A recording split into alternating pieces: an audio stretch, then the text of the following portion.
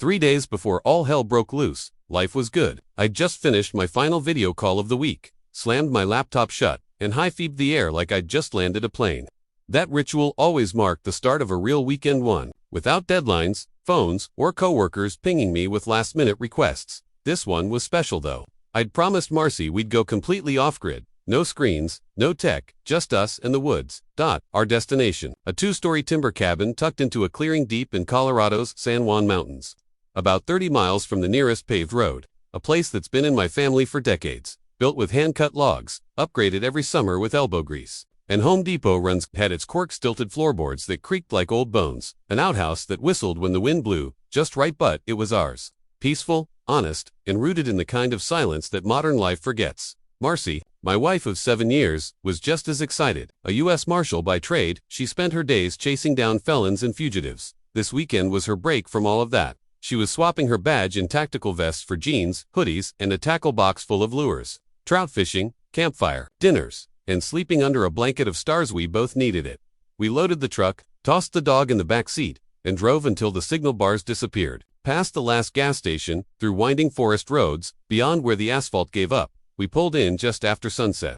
The crisp mountain air greeted us like an old friend, and the scent of pine and cedar washed away whatever stress still lingered. Marcy popped open 2 beers while I got the wood stove humming. She looked radiant in the golden cabin light, hair tied back, feet up on the table, grinning at the thought of no alarms or It was our version of paradise. I looked around, breathed in the quiet, and whispered, "Welcome to freedom's front porch." We were mid-laugh about a road trip gone wrong in Amarillo, when the sound of tires crunching gravel snapped our heads toward the window. That in itself wasn't alarming, and animals sometimes stumbled onto our path. But what we saw rolling toward us was anything but natural. A golf cart. Not a Jeep, not an ATV, a golf cart, kicking up dust like it was tearing down the fairway at Pebble Beach. It rolled right past the private property and no trespassing signs I had posted every 20 feet.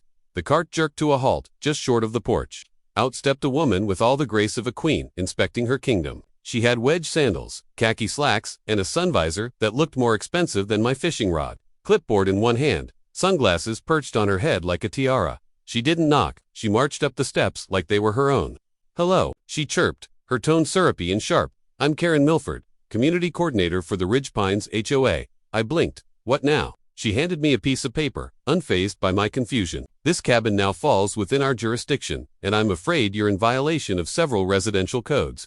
I stared at the paper, trying not to laugh. "Ma'am, this land is private.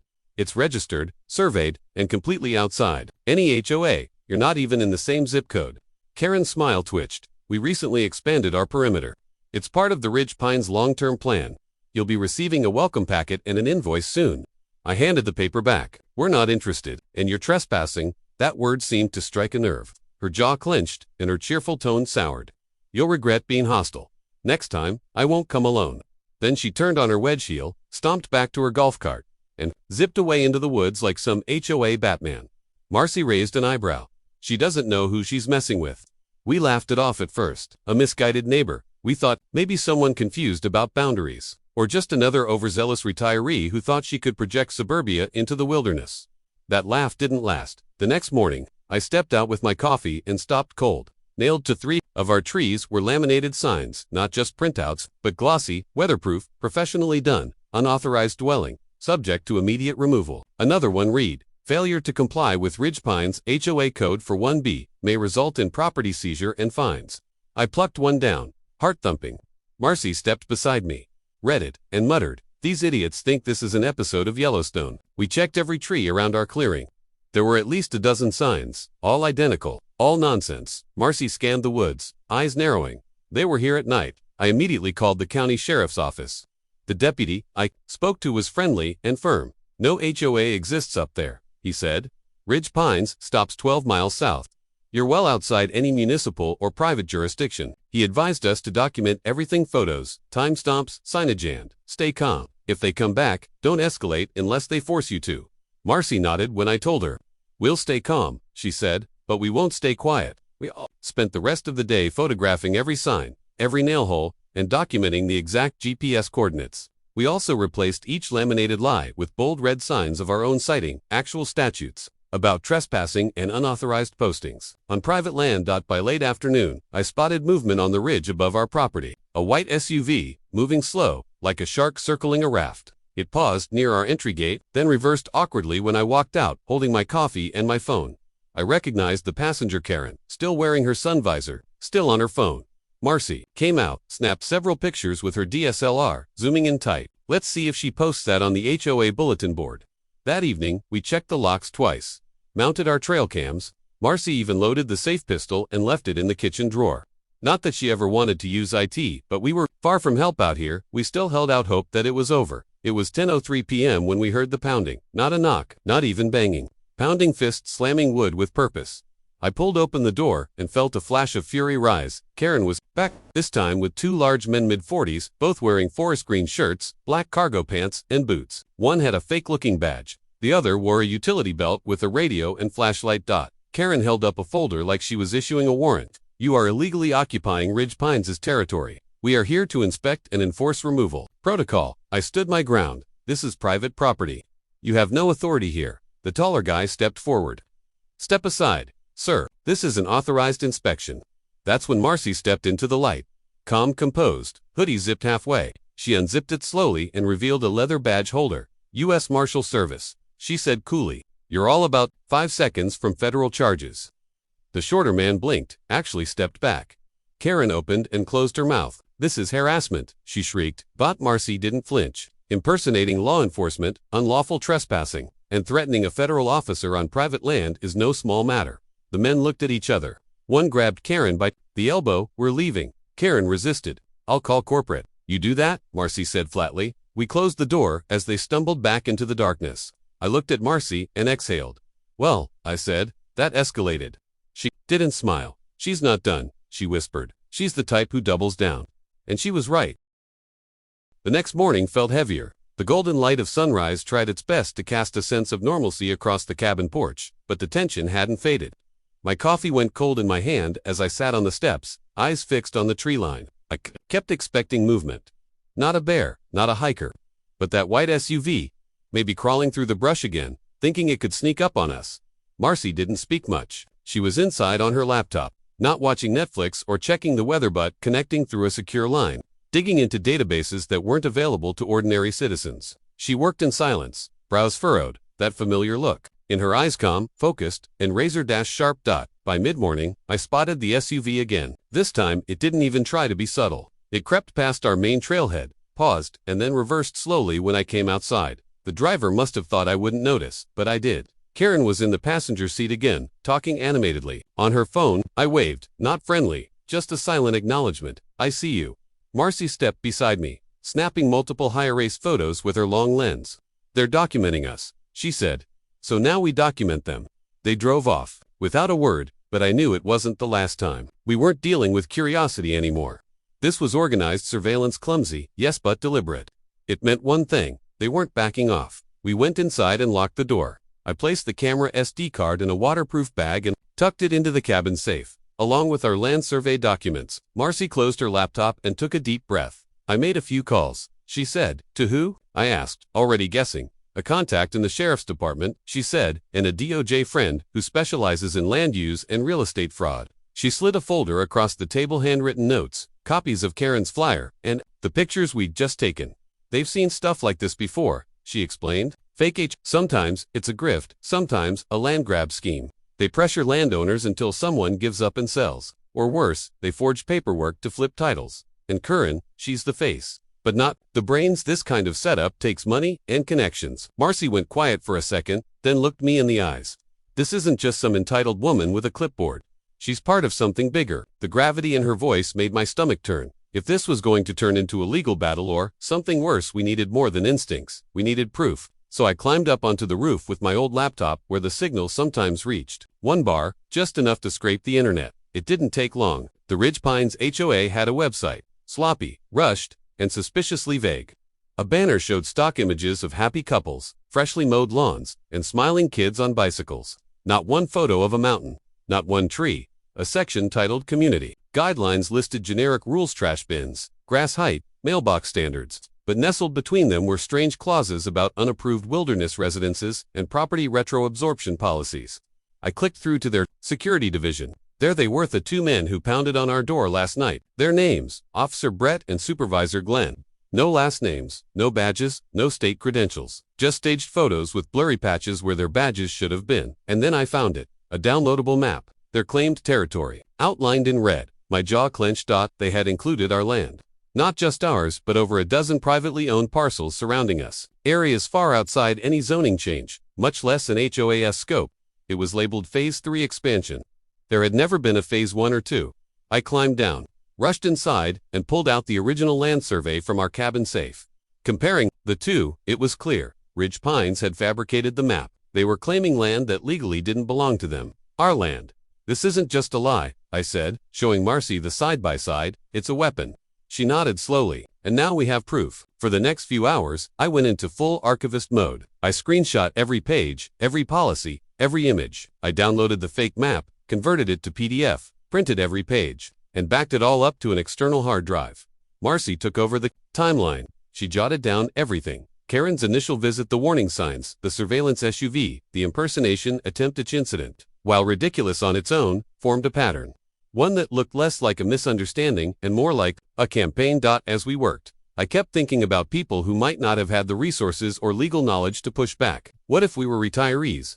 Or a family who'd just moved out here for peace?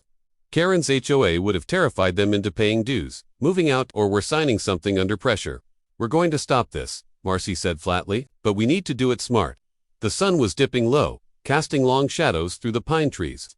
We knew Karen would be back, maybe not tonight, maybe not tomorrow, but soon, and she wouldn't come alone, so we turned our haven into a fortress. First, I replaced the entry gate lock with a keypad deadbolt one I could disable remotely. I posted 3 new laminated signs at every approach path, citing state statutes on trespassing, impersonation, and unauthorized enforcement. Marcy reprogrammed the trail cams, connecting them to an encrypted backup server. We'd have video of every license plate, every footstep. Then she installed a sensor system along the driveway, subtle alarm that would chime if anything heavier than a raccoon crossed its path.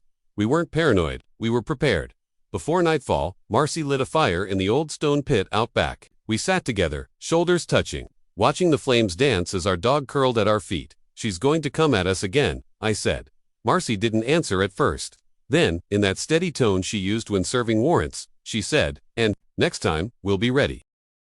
It was just after sunrise the next day when Marcy cracked the biggest piece of the puzzle. She'd been sifting through zoning records, property transactions, and archived business filings for the last few hours. I brought her coffee and sat next to her on the cabin's worn couch, watching her scroll through a database like it owed her answers. Got something? She muttered. She clicked open a file that looked like a scanned legal document. At the top, a real estate holding company name stood out, Crescent Sierra Development Group. I raised an eyebrow. Never heard of them, I said. You're not supposed to, she replied. They've only existed for 7 months. Registered out of Nevada.